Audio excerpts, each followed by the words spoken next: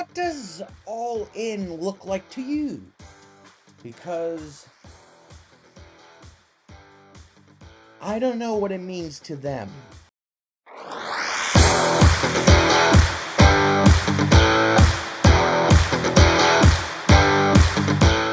Hey everybody, I'm Cortez, and I'm a critic, and we're concluding the 2024 draft recap of the NFL by talking about the team that had the most attention, that had the most the front-looking, the biggest expressions, the constant, easy to make fun of franchise, the Dallas Cowboys.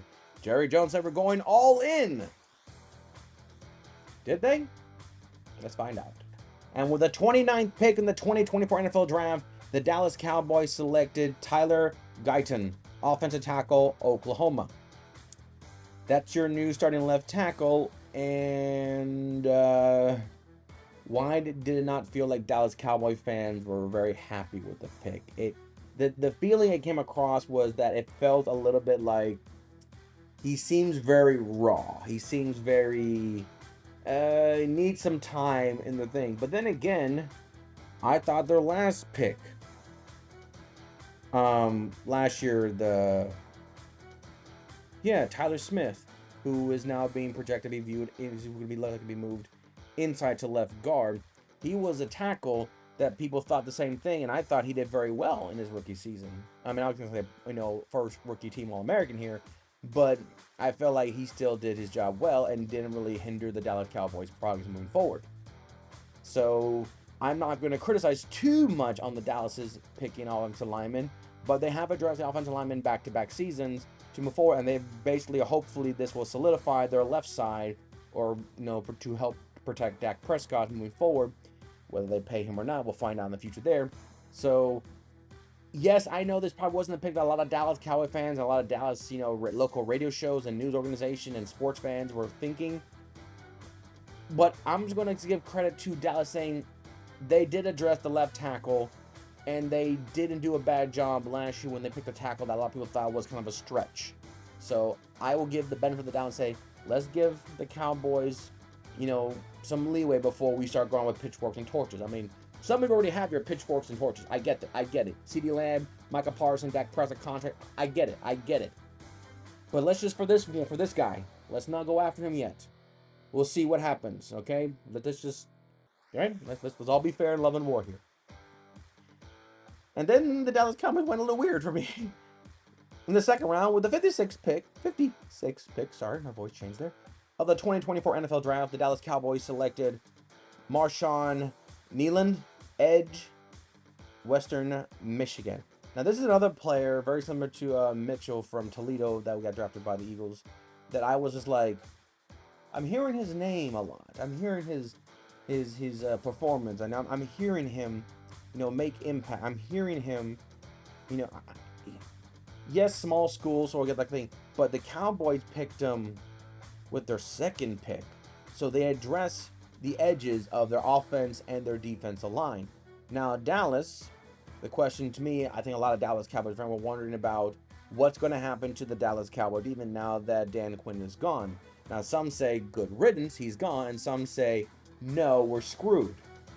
Because the Dallas defense, I felt like, was probably way more impactful to the Cowboys' success last year with their defense. Even when Diggs went down, they still were making turnovers, scoring touchdowns on defense.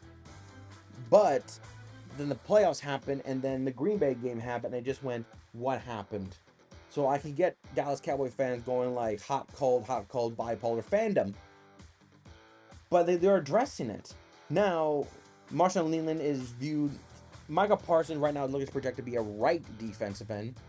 So Micah Parsons is not being at least viewed as a linebacker. But that doesn't mean he's not athletic enough to become a linebacker. For all I know, the 4-3 might just be, 4 standard defensive linemen. Hell, maybe Marshawn Kneeland is projected to be the starting right defensive end, and have Micah Parsons as that, pass rushing linebacker, formidable player.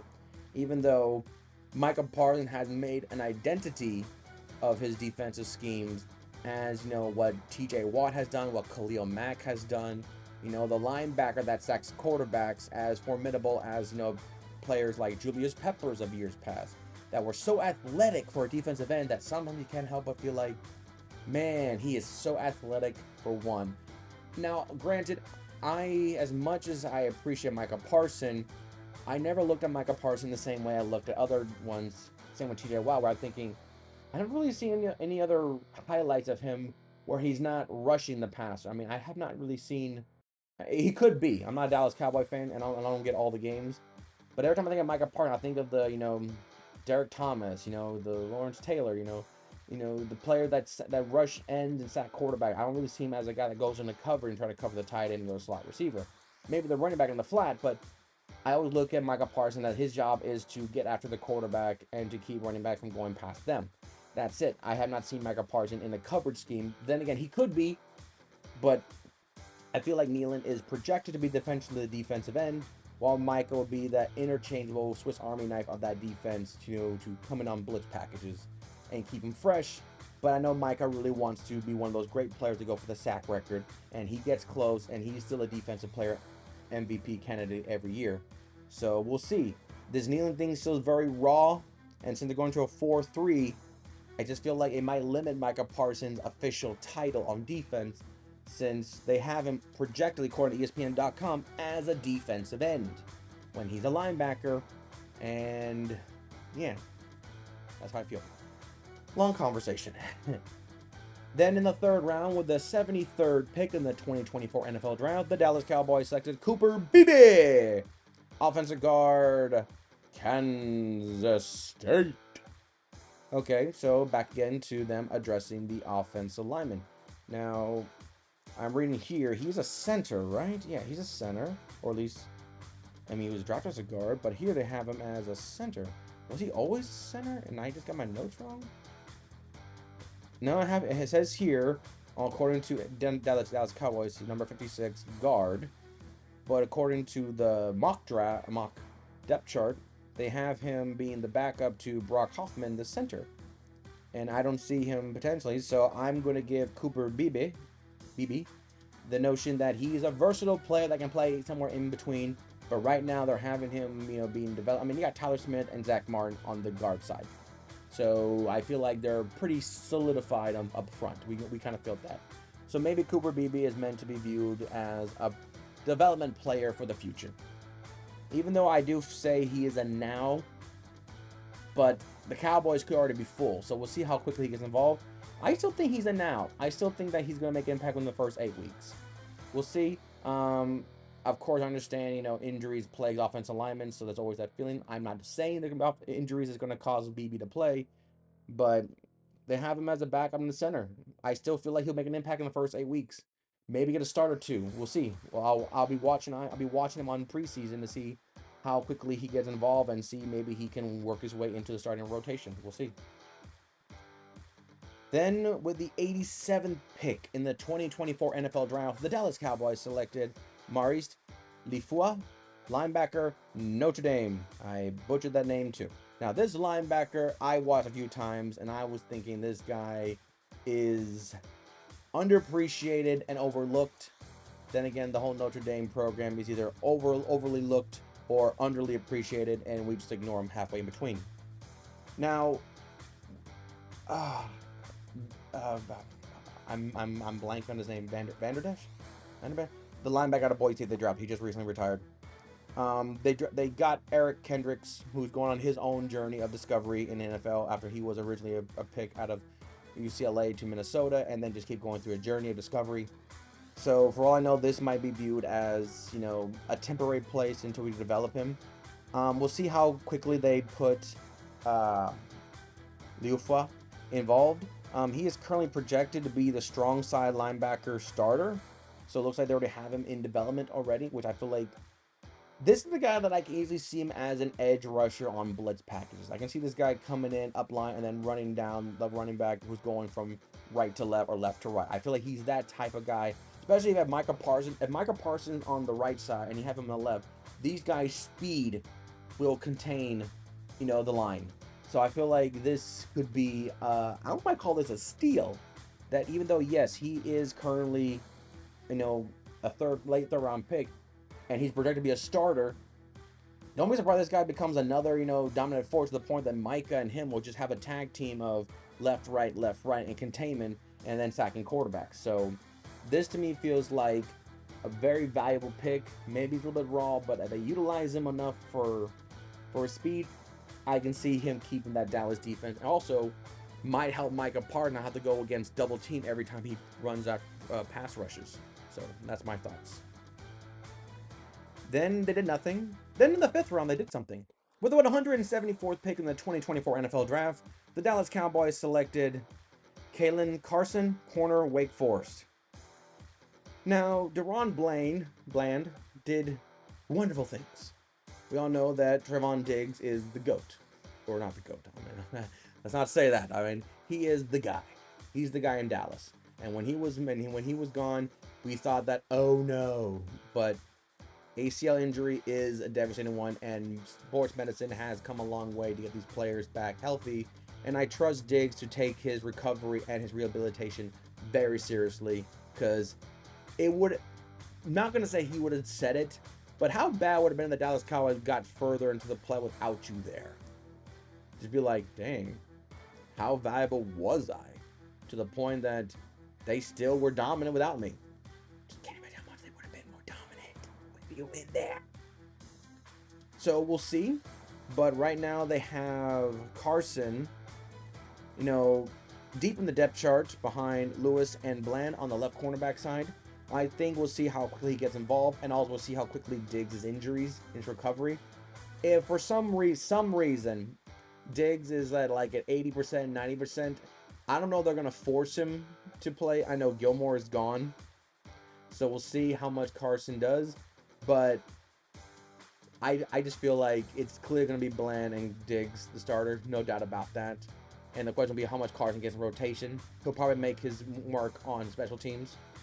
But right now, I'm still going to say a now for him because I'm worried about the Diggs injury, because he's too valuable, and we know he can play at 85%. But I'm like, if we have to wait like a week or two, maybe week 3, he finally gets a fully start at 100%. I think Dallas Cowboy fans, and I think maybe even the teammate might be saying, let's not rush Diggs in if he's not there yet. I understand sports medicine has gone a lot farther nowadays, but let's just wait. And we'll see how much Carson develops, and then therefore you have 3 corners that can make impacts day 1. Then we go to the 6th round with a 216th pick of the 2024 NFL Draft. The Dallas Cowboys selected Ryan Flournoy, wide receiver, Southern East Missouri State. Thank you. Okay, I owe them a gift basket. We all know CeeDee Lamb is the guy. He's one of the main faces of the Dallas Cowboys now, and rightfully so, he wants his money, even though Dak Prescott wants about 80% of their salary. So, Dallas, you do you on that one. But I feel like ever since CeeDee Lamb showed out how great he was, and he is great, but he has no one else, and he still does great numbers. People usually think if you have another great receiver, it should help your numbers greater, but CeeDee Lamb is playing as if he has a number 2 receiver that's taking some attention away, so therefore he can be. But CeeDee Lamb is literally fighting against 2 to 3 defensive backs on plays, on schemes, and still making plays as if he has support somewhere else. That's how good he is, and that's why he wants the money, and rightfully so. Dallas, you figure that out. But you got Brandon Cooks. Gallup is no longer here. And you got Jalen Tolbert as your other receiver. So the receiving corps seems kind of depleted. You got a journeyman in Cooks, who I believe has gone above and beyond, just found some reason he just can't keep a job. Even though everywhere he goes, he reminds me like a Ted Ginn Jr. He's like he doesn't want to get the respect he does, but every time he goes to, he just happens to be like, my God, look how great he is. It's like, I know, this is like his 16. What? Yeah. So Cooks, I just feel like there's no one there that's even, I feel CeeDee Lamb's number 1, and everyone else is like 3. He's a number 1 receiver, and he's with a bunch of players that are viewed as, at best, 3rd receivers. Yes, the stats and yes, the position will say otherwise, but we all know CeeDee Lamb is so far ahead that his number 2 guy is viewed by some other team probably as a number 3 receiver on their respective teams. So, seeing this pick here, I mean, Ryan, there's an opportunity for him to make an impact. We'll see how quickly he gets involved with the offense, but to me, I feel like this is an opportunity to get that spot. I think, for all the receivers, not just Ryan, there's other receivers on this roster that, dude, it's not as closed off as you may think to get rotation, to get some playing time, and maybe even get the number 2 and 3 spot. So Ryan is a young rookie. He has time to develop, and he has the youthfulness and the drive. And he was picked by Dallas. They use a pick on you, sir. So he has value. So we'll see how quickly Ryan gets him. So I'll just keep number 18 as his jersey number. We'll keep an eye on him, see how much he gets involved in the preseason. And if he can at least, take some tension away from CeeDee Lamb, that's a new name, CeeDee Lee. Oh boy, patting that. Then we'll see how much it impacts him right away. But right now, Ryan has the best of both worlds. Don't need to rush you, and you can start right away. We'll see. Then, in the 7th round, with the 233rd pick of the 2024 NFL Draft, the Dallas Cowboys selected Nathan Thomas, offensive tackle, Louisiana Lafayette. Now, okay, so we're addressing the offensive tackle again. And Thomas, they have our friend Thomas as nowhere on the projected depth chart.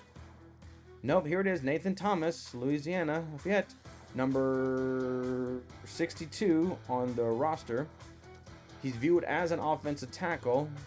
So, I don't know. I don't know why they don't have him projected anywhere on the offensive lineman depth chart thing. So I'm going to put him in the case of wild card. But I feel like, I feel like the Dallas Cowboys offensive line is solid. It's solid. So this guy could just be a rotational player. He is viewed as a tackle. We all know how valuable tackles are. But then again, you got your first pick was a tackle, and you put him as a starting left tackle. I'm not saying that Thomas is going to be the potential replacement or rotation. I'm just saying that he might need time to develop. Maybe he needs there to look into. Maybe they'll move him inside. I don't know. But right now they have him nowhere projected on the depth chart according to ESPN.com. But he is on the roster. He's still viewed as a tackle. So sadly, we don't know much than that. But nothing says value than more depth chart. And the last pick of this entire journey we did together. In the 7th round, the 244th pick of the 2024 NFL Draft, the Dallas Cowboys selected Justin Rogers, defensive tackle, Auburn. Now, they're running a 4-3, so therefore defensive tackle rotation offers more value. Cool. But I am really feeling that they probably will not keep this many interior defensive tackle spots. So we'll see what Justin Rogers can offer. He's a young, vibrant player to come in. We'll see what he can do. We'll see how much involved he gets in. And we'll have to wait and see. But he could be probably the casualty of practice squad member. Maybe not get the opportunity he needs. Maybe not get enough looks. Preseason may not be enough. That he might just be a case of, we'll keep you in practice squad and we'll go from there. I feel like the Dallas defense, especially their front four, seems to be fine. And if the Nealon and the Micah Parsons thing goes the way I think it is, that's going to, eliminate a position and make it a vast multi-D scheme system. So Rodgers could just be a casualty of all the roster full, but we'll keep him in practice squad and we'll see. Who knows? Maybe Rodgers will show out in preseason to the point that he gets more attention. We don't know. But right now, training camp's going on. Preseason is nowhere near yet, so we'll see. We'll just keep an eye on him, and because sometimes it just becomes a case of it's not you, it's just we have too much already.